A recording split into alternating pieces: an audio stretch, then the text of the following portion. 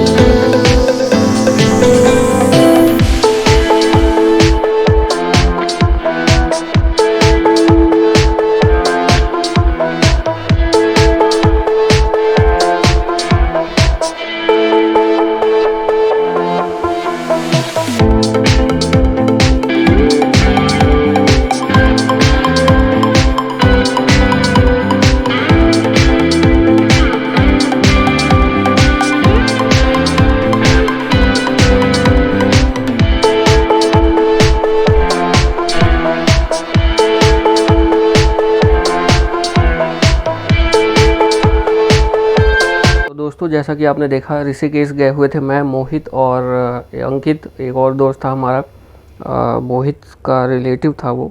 तो काफ़ी अच्छी बॉन्डिंग हो गई थी, काफ़ी मज़ा आया वहाँ पे। एक्सपीरियंस आपने वीडियो से स्टार्टिंग में अभी देखी ही आपने।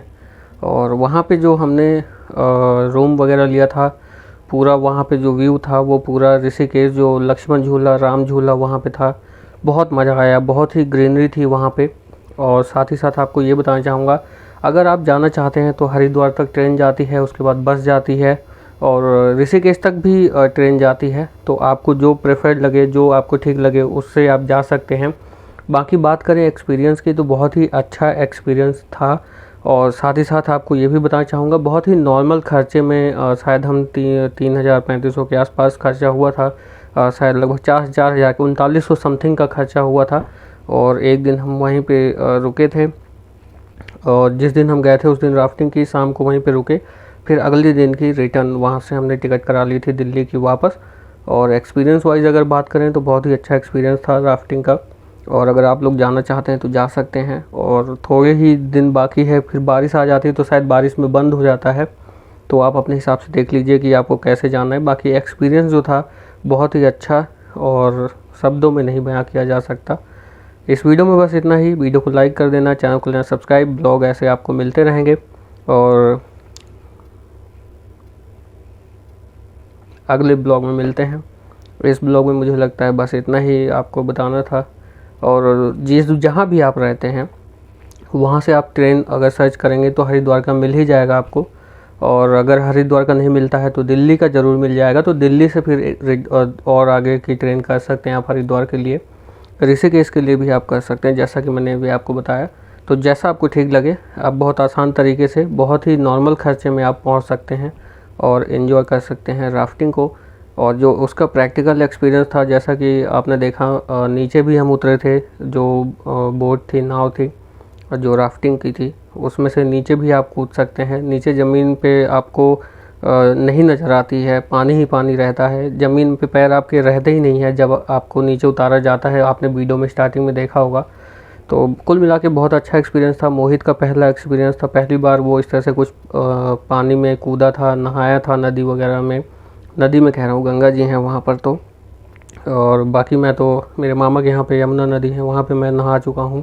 यमुना नदी नहीं, रिवर है, रिवर को हिंदी में शायद नदी ही कहते हैं।